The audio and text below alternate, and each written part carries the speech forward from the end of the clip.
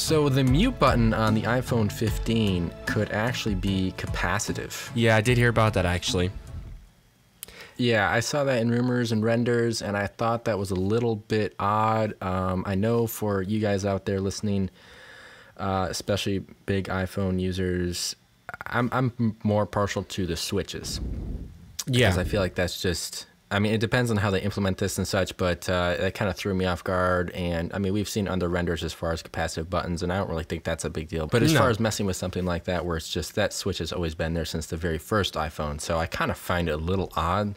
I've already said it, so it'll depend on how they implement it. I actually didn't really find it to be necessarily controversy. I found it to be a little odd because... the reason why I didn't think it would be much of an issue is if they handled it well to where it's... I mean, it's better than it actually not having it at all, like with OnePlus on the 10. But, I mean, like... Well, that's... Yes, I mean, that is definitely it's there, controversial. and if it's... But... And also, like, if it's capacitive, would that not leave more room or options for implementing other things into the phone? I mean, that's the whole reason for adding capacitive buttons. So, I mean, for me, it's not exactly a huge issue, and I can see why you would, I guess, have issue with it, as well as I'm sure other people's. But for me personally, I don't actually see necessarily a huge issue with that if they handle it correctly. If they handle it correctly, yeah, yes. I think that's really where it comes down to. So obviously we don't know right now because it's not out, but you know this will be coming up in September. So. But for those of you who remember back on January 17th when we had episode 3 come out for this year's season, we circulated a rumor that T-Mobile had its eyes on Mint Mobile as another company to pull under their huge magenta umbrella, I guess you could say. A company that's currently about 25% owned by Ryan Reynolds and essentially the main aspect of Ultra Mobile. Well, this past Wednesday, that rumor has now become official. On the 15th, T-Mobile has officially announced that they have initiated an agreement to acquire Mint Mobile for a paltry sum of $1.35 billion. And they also are still keeping Ryan Reynolds as the sort of main attraction, if you will. Yeah. So which I think is you have to have Ryan Reynolds if you're going to do Mint Mobile. It's just like you can't not. But yeah, no, that's I did see that, and I figured T-Mobile was going to make that move, honestly. I think Mint Mobile is actually making quite a few strides in the last year, becoming a major cellular service. So yeah, I think that was a good move by T-Mobile in my opinion. So yeah, and I mean it already runs on T-Mobile services anyway, so there's like really not much to convert. So I think that really helps them out, and if it helps out the consumer, that's always going to be a question. When acquisitions come along like that, especially that is like true, and price-wise as Microsoft and Activision. So yeah, we're still not sure how that's going to turn out. But yeah, we actually talked about the HomePod Gen 2 last month and what it encompassed. At first, I was very skeptical about it all. I obviously won't go anything in depth because you can listen to that episode. But after listening to other tech tubers and their opinions, and I guess since JD, you are technically a tech tuber as well, you kind of help to get your points across to me as well. So I have a bit more of an interest in it, if you will. That said, I do believe that this next generation of HomePod, in my opinion, is going to rock Apple's world. This is from Gurman himself, stating that Apple has plans to make a HomePod with a screen on it. He actually mentioned that Apple is pushing it to next year, which implies that this news has been out for a little while. Again, we didn't have an episode last week, so it might have been talked about then, but Gurman states that the reason Apple is doing this, is pushing it to next year, is mainly due to, and I'm paraphrasing here, essentially not inflating Apple's market, because there's already the MacBook Air that's coming out later this year, the much larger one, the largest one they've ever had.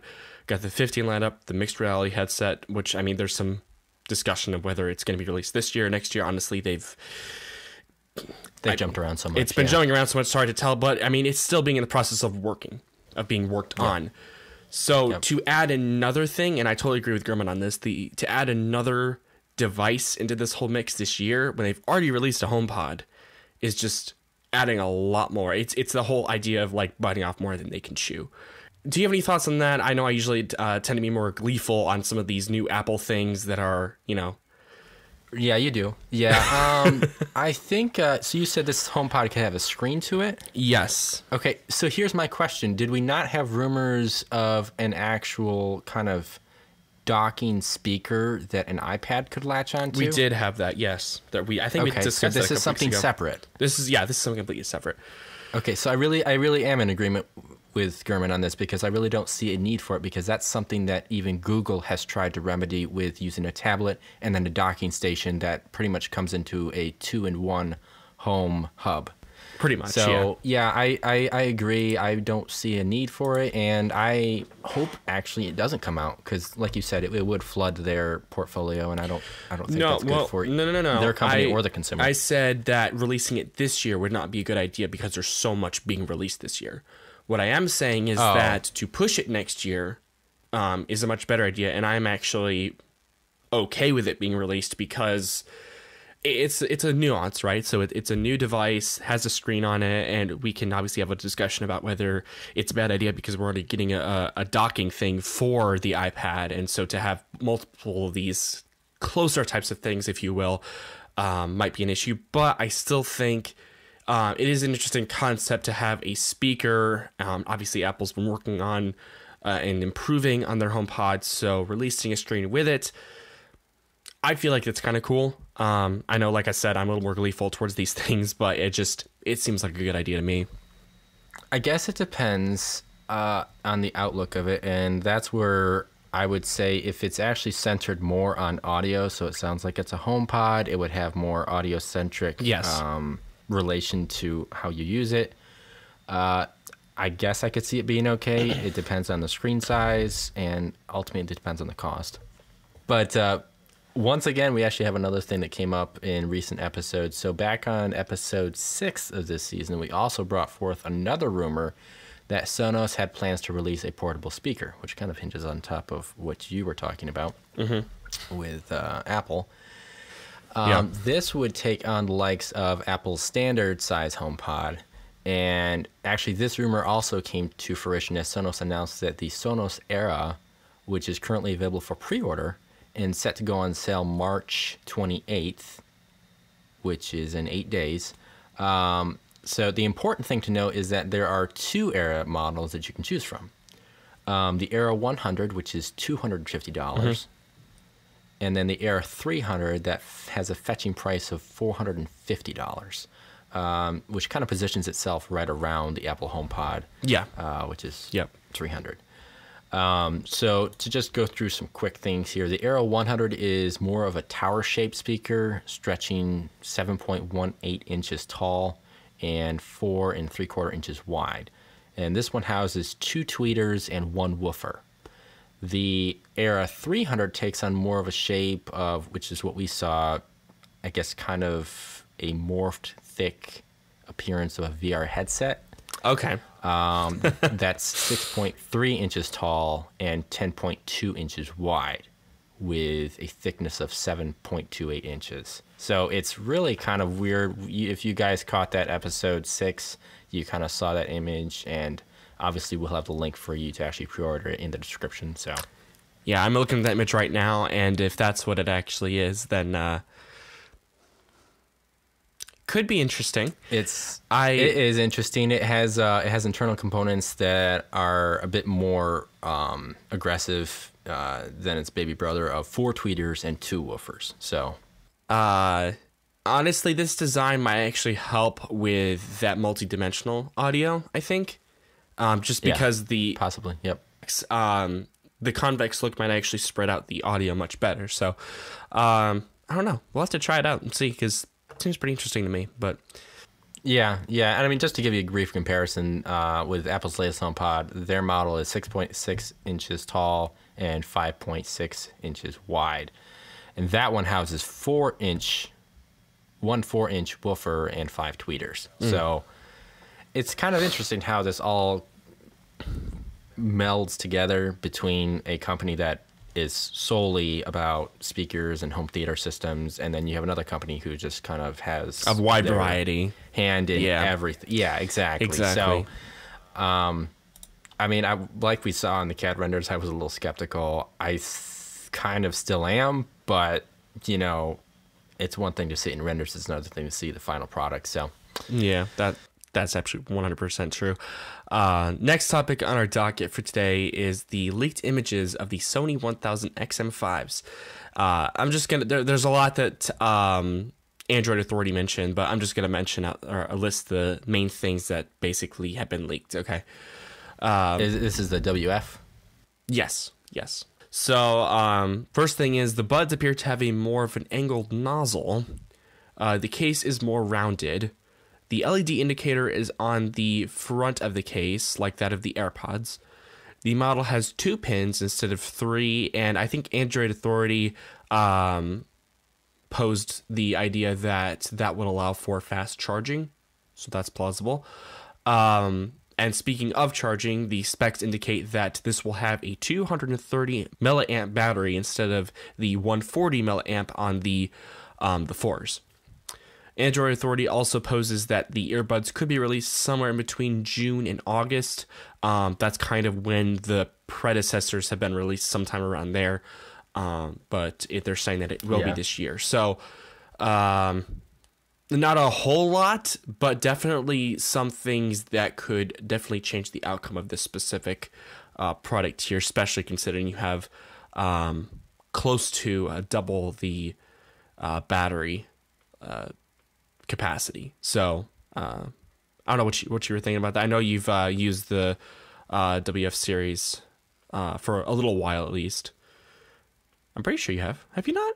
Really? No, I wanted to use the WF series. I haven't gotten my hands on one yet. So okay.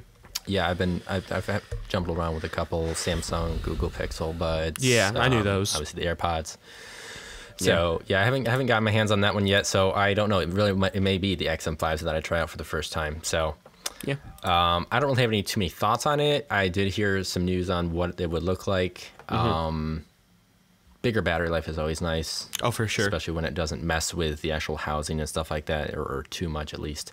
But I'm excited that they're actually adding that to it, just so you can have a little more longevity on the actual use of the product. So I'm excited to see that come in June. You said June or July? Somewhere between June and August. That's what they're saying. Okay. So. Yeah. On to some gaming news. We actually have rumors that we expect to see Sony announce their PS5 Pro as soon as April, with potential starting sales date somewhere in September. Rumors indicate that this Pro variant will house a new GPU and CPU components from AMD, with possible support for 8K gaming. Dang, all right. That last spec is not as certain as the prior, but we have some theorized renders that we'll post in the description for you below. Outside of that, I mean, I'm just interested to see how this will look, considering that the current model hasn't been the easiest to get in stock. Right, yeah. And yet it's in tight competition with the Nintendo Switch as far as sales. That is true. We did discuss that, I think. I think we even discussed at one point that and this is kind of off topic a little bit, but that the Switch actually beat PS4 in sales over the last year or two, I think it was. Yeah, we had something like that in previous episode, yep. Obviously, the price, we don't really know. It could be like maybe $600-700, possibly. Possibly, yeah. Did you see those renders?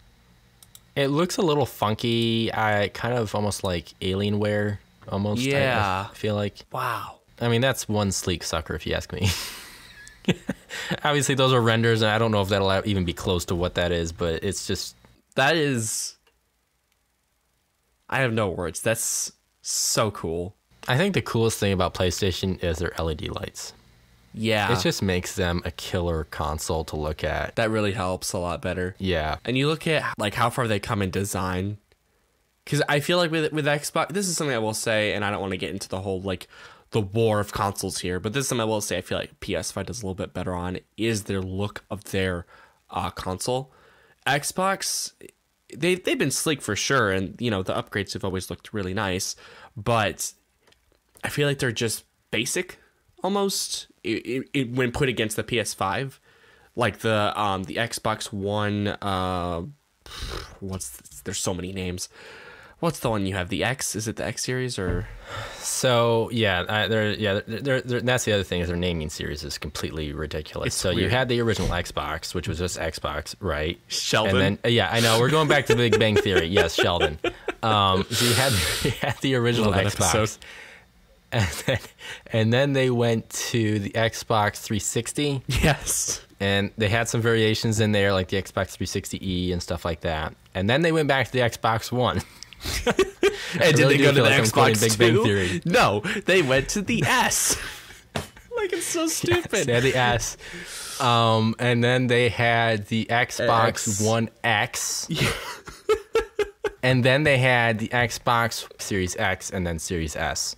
So the way they name their stuff is just... You got PS1. I mean, come on. Somebody has got to get fired over there because somebody's got to get it together. And then, yeah, the PlayStation, yeah, the original, and then 2, 3, 4, There's 5. pros, and but I mean, like yeah, they had some small variations, but it was just all concise, easy to understand.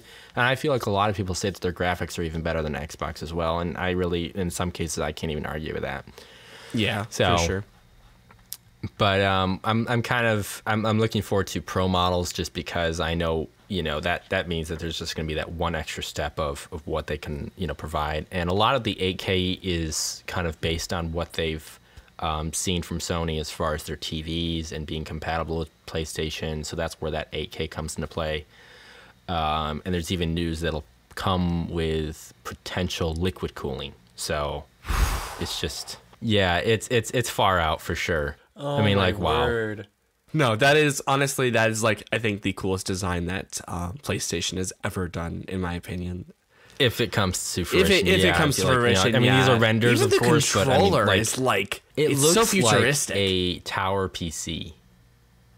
Something funky and freaky of a tower PC. That's what it looks like. I guess so. I mean, even like some of the Asus routers, it looks like a massive Asus router, which is funny because you've seen stuff online where I told my girlfriend that this was actually like our new modem, and she was totally down with it when he bought a PS4. I was like, that's pretty oh good. My gosh. And I was like, yeah, I mean, you could probably fool some people saying, yeah, that's our new modem or a router. It's like, what are you playing on your modem?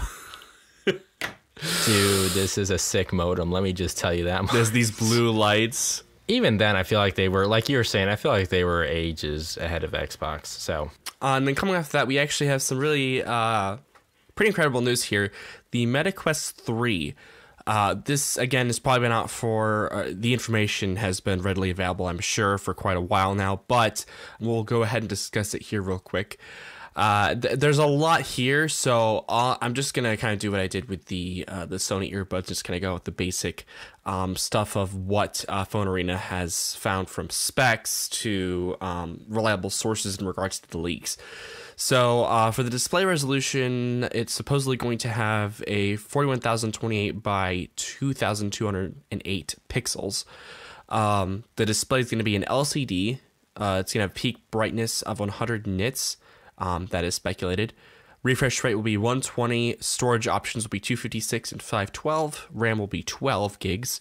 The processor will be a Snapdragon XR2 Gen 2. Sound will be stereo speakers, positional audio, 3.5mm headphone jack, the usual kind of stuff. It'll have based Android operating system. Its announced date is September of this year, and the release date is set to be October of this year. And the price will range from $300 to $500. And obviously that is to be announced. We did see that the price of the Quest 2 came out as $300. So to see a bigger price hike, I expect quite a bit out of this. I've actually used the Quest 2 with my best friend and had a lot of fun with that. I've even used the Oculus Rift. I've used the Oculus Rift as well. It's a whole lot of fun, and hopefully MetaQuest is learning from some mistakes that maybe they've made in the past, expanding on those and improving a lot better. So I don't know what your thoughts were on that, but that's the MetaQuest 3. Yeah, I mean, I don't really jump into VR headsets that much, so I can't really say that I'd be super interested in it. Mm-hmm. But seeing how things evolve and seeing how the virtual reality continues to set a pace for its competition with Sony and Apple, which we haven't even heard from Apple yet on that. So yeah, I can't say I'm excited to see it come out, but I'm excited to see what the improvements are. It will exist at least. It will probably exist. Neither of us will buy it, but just because it's expensive. So we will move on to home internet. Don't you love home internet, Riley? I do. Love it. You do. Do you like how much it costs? No. Maybe that first year. Well, yeah, I mean, especially if you're with Charter. Well, I will say, before you get into this, I actually upgraded to 500 megabytes, and I'm spending about 85 right now. So that was like I think a $20 increase from 65, which was what I spent on for 200. But I actually don't have a huge issue. I have no idea what you're about to say right now. So, but I don't have a huge issue with the price right now. But I am curious to see what you are going to say. Yes. Well, just on a side note to that, I actually have the 500 as well, but I also get the I don't remember the term for it. It's like the internet cost savings that the government has. And with my 3 kids and my income, I qualify. So I have applied for 70. That. Yeah. So, yeah. But we'll actually get away from Charter for right now. Amazon has announced last week that it has plans to provide space satellite-based internet service for many residents across the U.S. But with the main focus on those that have limited options or no options at all. And boasts that it would like to offer it to 300 to 400 million residents internationally. Wow. So this is not just the U.S., but internationally as well. Okay. They have plans to launch some satellites later this year, with further plans to engage in mass production of said satellites later on, and with a large portion set to launch in 2024. So there is some details on the actual consumer side of things. So the receiver pads come in 3 variations with corresponding speeds, which I'm a little bit hesitant on the way they did this, but we can kind of talk about that here. You have one that's designed around those that are on the go, weighing about a pound, and that sizes up to a 7-inch square, but only provides 100 megabits per second download. Okay. Which isn't much by my perspective, but you have to remember that, this service is centered around those that have limitations. Right. So 100 megabits better per than second nothing. is more than enough for some people. Exactly. Yes, I mean, these are people that may have like 5 megabits or 15, which is really not like a whole lot, especially if you're someone who wants to stream even on the basic side of things. I just think about the image that Steve Jobs tried to load on the first iPhone. That's probably what it was close to. Exactly. Yes. But that is pretty slow. So yeah.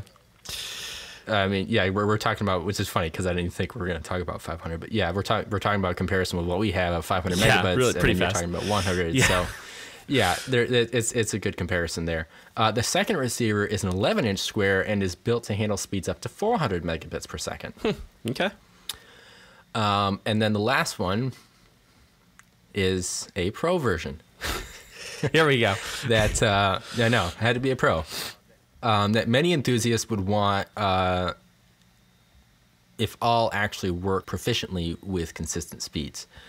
This one has a size of 11 by 30 inches and is capable of speeds up to 1 gig. Nice. So I'm kind of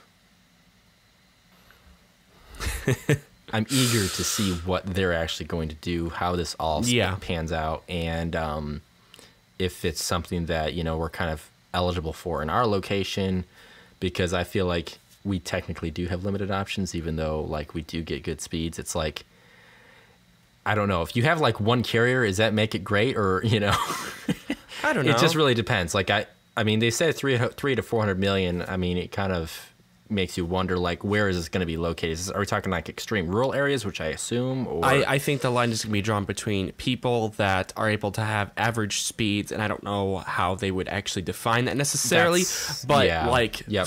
Like for me, the speeds that I have, if I'm able to utilize the web at a efficient level, which I am, I'd say that that's above average. So I think people that, like you said, live in rural areas. I have a coworker at work actually who has a hard time getting good, faster speeds at his house. And he's told me multiple times, I'm like, dude, you got like a Switch and stuff, we should play online or whatever. And he's like, I can't. The area that I live in can't utilize those types of speeds. And now, immediately when you said that, I was like, I gotta tell him about this because that's gonna help him a lot. If it could be coming, yeah. So, but yeah, I think that's where you draw the line. It's just like places where it's very limited, where like you said, 15 gigabits or megabits per second. Yeah, 15 gigabytes. Whew. But yeah, so that's kind of my thoughts. I don't know. Maybe it'll be different, but. You pose a realistic, proposition on how they would utilize these satellites and offer this speed to, varying customers. So I don't disagree with you on that. I'm kind of the optimistic type because I like to actually have options. So it kind of bothers me that I'm stuck with Charter. Yeah, that's true. Dad and I have been talking about this and, been wanting to get more options and get away from, Charter and how they treat their customers. Because you really have to go like all the way to like the retention center and be like, I'm about to drop you guys because this is getting ridiculous. And they're like, no, we want to save you. So we'll, drop your, yearly, monthly price down to like $40. I'm like, that's just so pathetic. I've discussed that with Dad and I'm on the same page with you. It's like, why don't you just make it much lower to where you wouldn't be losing customers or wouldn't possibly be losing customers? It's kind of ridiculous. Or you could pay your retention, department a lot less money because less people would actually be going there. I know. It's the whole idea of like, you're not wanting to lose customers, but at the same time, you're forcing them to basically, make you grovel, basically. Like it's pathetic, exactly, in my opinion. Yeah. But yeah, I know our dad was even talking about, I can't remember, fiber optic. I think that's... Yeah, there's a MetroNet in our area that's expected to... They're actually doing construction.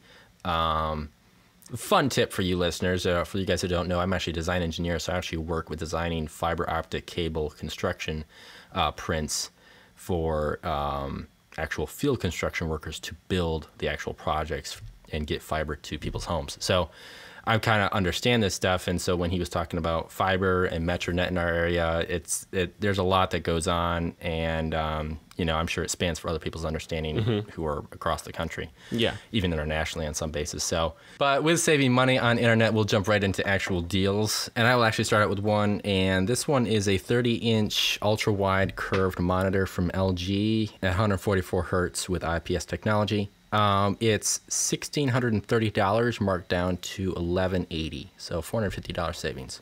And then when we got, I feel like it's like a boomerang. It just keeps coming back. I feel like we've talked about it so many times, but maybe not.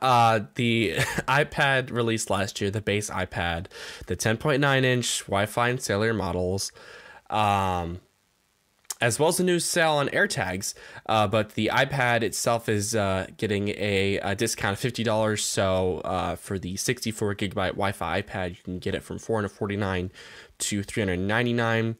And the AirTags for the 4-pack that it's available went from $99 to $89 on Amazon. So you guys have been having issues, you don't want to spend those $100 on all 4. This is probably your best shot right now to go and buy those AirTags. So moving on to the competitor Google, we actually do have some more Pixel discounts, and I'll just mention one. There's some on the 7 Pro as well as the Pixel Watch 2. But the 7 is actually the most intriguing just because you can get it with its biggest discount yet. It's $150 off, which brings it down to $450, which is like A series cost. And that is for the 128 gig option. So, I mean, that's pretty impressive. Now, it doesn't really surprise us that we're seeing these deals just because, as we'll find out towards the end of this episode, the 7A is on its way with its budget price. So, as I indicated in the deals, we will actually move on to Pixel news. First, we'll start off with the 7A. Evidently, someone has actually had this model in hand and has posted pictures of it online. But it has a lot of the similar specs that we expect from an A series from Google. 2 notable things that we expect is that it will get 2 gigs in boosted RAM, as well that it may also rock a 90 hertz display. So instead of 60 hertz, which is on the 6A. Right. which I mean, it's a nice little bump. It didn't get the full 120 because obviously they need to differentiate their tiers. So, but I thought that might be something that you would like since you're actually interested in the A series or possibly depending on the discounts of the 7. Yes. It depends on the outcome here.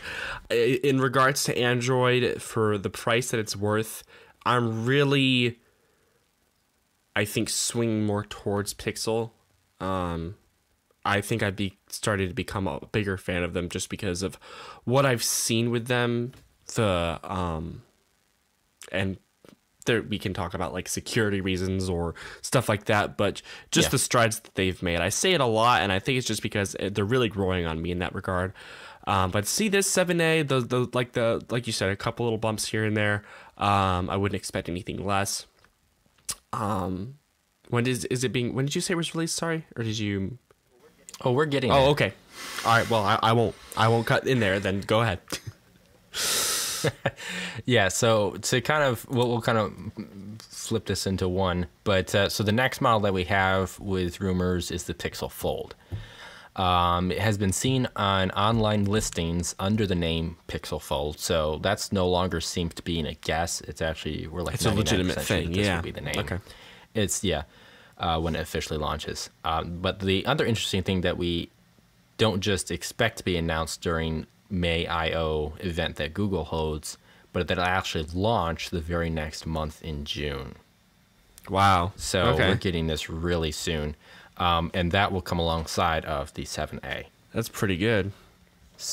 Yeah, so it's a bit of surprising just because we normally have to wait until like July or August, but to get a little bit sooner is awesome. No, that is really good. I actually wasn't expecting it to be released that early. So, I mean, that was a pretty big shock right there. Me neither. No, I could expect a 7A just because that's a typical, fashion of them to like, if you could move it up 1 month, there's really no big deal. But when you talk about the Fold coming out the same time around the 7A, that's really when I'm like, oh, wow, this is It makes me wonder if they've, well, I wouldn't say that, but possibly had enough time to actually delve deep into this and, not make, an Oppo mistake of cutting against the issues of Samsung, but not figuring out issues that they have come across on their own, if that makes sense. So like what I'm saying is like, have they had enough time to really delve deep into actually releasing a solid foldable is what I'm trying to get at. Yeah, I agree with that. And I think more of my hope is for the Flip.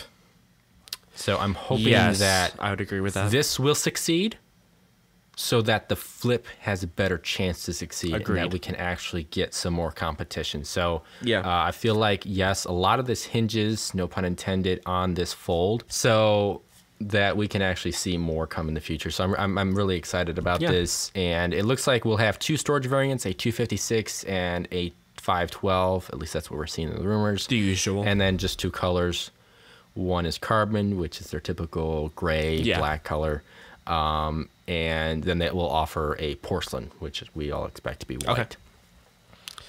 So is that both? I know you're not really a big. Sorry, is that both for the 7A and the Fold? 7A colors, I think they're going to add maybe like 1 or 2 other colors to the 7A. Just want to clarify. But I'm not really too big into that because I'll just kind of leave that for the consumers to be surprised by. But yeah, so the last bit of news we have is on the Pixel 8. Now, I don't really consider some of this to be super amazing news. However, it's features that I definitely welcome. First is that Google looks to possibly round the corners of the 8 series instead of making them, their typical rigid, pointy, which we've seen on the 6 and the 7 series. And I just never really liked it because it kind of dug into my hand and it wasn't really easy to hold. Sure. Yeah. So this would kind of follow the design elements of the iPhone and the S series from Samsung. I appreciate it more, in agreement with you actually, when a phone is more rounded off. Those edges are kind of annoying. And I've even had, I wouldn't say a major issue, but maybe an uncomfort, I guess you could say, with the straight edges of the 13. And what we're getting for the, I don't want to interject a whole lot of Apple right here, but what we're getting from the 15 is a rounded off edges, which I'm totally for. So, but yeah, to see them doing that, I think, and maybe I might be overgeneralizing, but I think most people would agree that the rounded edges can be a little bit better. So I do too. Yes, I agree that I think most people like it that way, and I think it's part of the reason why I haven't really been big into the Fold, because of one side does have that, flat corner versus the round on the other side. So it's really kind of where I've sat as far as the perspective on those models. So the next thing that we actually gather from these rumors and actually leaked images is that we will no doubt see some improvements to either the camera sensors or the AI technology, which again isn't a surprise, but it's just pushing them one step further, into the competition here. So totally. And the last thing that we have seen is that there is something below the flash sensor on leaked images, suggesting that maybe a macro sensor, or in my case, more desirably, a LiDAR sensor, which would not only help with augmented reality, but improve depth sensing with photography, especially in low light. Yes. Okay. Yeah, much like we've seen from Apple. Now, obviously nothing has been confirmed yet, but since these are just still leaks and rumors, but I thought that would be really impressive to actually have that, because that would really just put them, I don't know if they would put them in another league, but it would make them that much more appealing to consumers and saying, wow, we have this to offer you guys that's just as similar to Apple. It's not something that's on the usual phone nowadays. And so to have that there, it's not just a given. Yeah, and to have that there, it's it's something that consumers, I'm sure, would want. And it's something they don't know they want, I feel like. Yeah, okay. Yeah, actually, yeah. You're totally right on that. Because it's not like, oh, I really want a LiDAR sensor. It's like, what does this have an impact on with my photography? Exactly. I think that's what they're really wanting to see, and they don't realize that, oh, this could really help us out. Yeah, I totally agree with that. And I would also say that if that is a light sensor, which I would totally agree with you, I hope it is, that that's just one of the things that's showing that Google is, I think, listening and caring about what consumers would want. And it's not just like, here's this solid state silencer for your phone. It's a it's something that it's a change or an addition that actually helps a lot better. And people use their phone for one of the main reasons is the camera. And to have that addition is it's an excellent feature. So I'm 100% down for that. And I'll just say this right here. I feel like the A series isn't just shaping up to be a good model. I feel like it's really solidifying that Google is proving themselves to be a prominent phone maker, beyond just the capacity of offering a mobile platform in the likes of Android. And I think what's going on here is that the 7 or the A series is really what helped them out. We've seen Google go through many ups and downs through their Nexus series, through the Pixel, and they've had some bad models in there like the Pixel 4, 4XL. But I feel like the A series is really what helped them out, because it allowed consumers to have a phone that has really good photography capabilities at a low cost. And then when you see them be more refined with their Pro models, it just makes them that much more into the actual competition. Absolutely. And I would also say that, we've discussed, I think, a couple times, and it's been definitely, in the conversation on YouTube a whole lot, that when the 4A came out, it was kind of put up against the SE2. And with regard to the camera, it was so similar, strikingly similar, actually. I think the 4A was, almost beat on certain level of low lighting. I think it was. Yeah, there were certain things where they were like, I'll pick that one over the SE. And then you have the SE 3rd gen, which is hardly different from the 2nd gen, and Pixel's still bringing out something even better continually. Like, it's, I don't know. It's just like, when you look at it from retrospect, it's like, how in the world do you not see them making these moves, Apple? Like, are you not at least the SE4 is coming out where it'll have the same body and shape of the 12. And I think I actually read a rumor is going to be priced less than $500, which is good. But like, you know, you make these moves in the past and they affect your consumers' decisions in the future. If you don't get right with them continually, you're not going to have great sales on that product. And I think that's something that Pixel has done a pretty, maybe not an exceptional job, but a much better job than Apple, to say the least.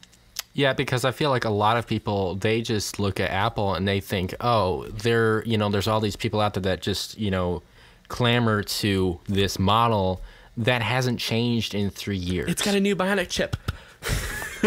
Right. Or it's got this capacitive button. It's like, what's the deal? And so I think that's one reason why people hate Apple, is because they feel like there's no reason to like them.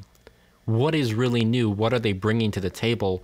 And I mean, some of it can be innovative, some of it can be, practical, but I just feel like Google is really hitting the mark when it comes to trying to appeal to their consumers. Totally. And I mean, yes, there's always the talk about, how their lower prices are because they, use certain data that we feel like they shouldn't. But at the same time, it's just really impressive to see what they do offer. And I have to say that's a big reason why their models are on my list of phones to try out, because totally agree. I like to see what they have, and I've already had the 7 Pro and I love it, and I can't wait to see what they do with the 8 and even the 7A. I mean, I know it's going to have the same squared edges as the 7, but hey, I don't really care in the end, because I feel like what they offer is really impressive on varying levels with varying prices to offer. So. But with all that, we will actually go ahead and end this week's episode. We do apologize for last week. Riley was out sick, and there was just some scheduling conflicts. So we will definitely be back next week with some more tech news and rumors. This is JD and Riley signing off. Peace out.